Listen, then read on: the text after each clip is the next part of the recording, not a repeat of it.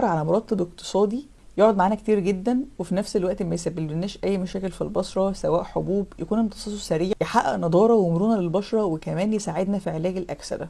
وطبعا المرطبات دلوقتي كلها بقت غاليه وما بتقعدش اكتر من شهرين، فخلونا بقى نرجع للطبيعه كده، وهرشح لكم افضل مرطبات للبشره، خاليه من البرابن وخاليه من الزيوت المعدنيه وخاليه من اي عطور. المرطب الخاص بالبشره الدهنيه وهو زيت الجوجوبا.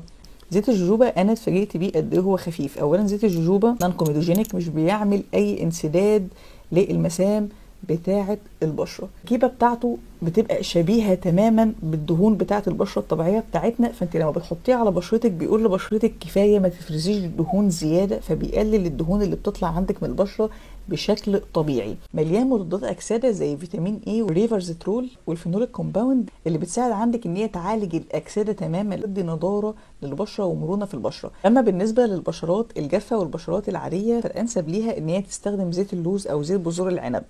زيت اللوز فيه نفس الفوائد بتاعه زيت الجوجوبا، وزيت بذور العنب الميزه الزياده اللي فيه ان هو فيه فيتامين سي، فبيساعد على تقليل الخطوط التعبيريه والوقايه منها. عايزه اقول لكم ان احنا في الشتاء ده وانتم مش محتاجين غير انكم تستعملوهم مره بس في اليوم، 3 نقط، وشوفوا الترطيب والمرونه اللي هتحصل في بشرتكم طول اليوم، ومفيش اكسده، والاهم ان فيه نضاره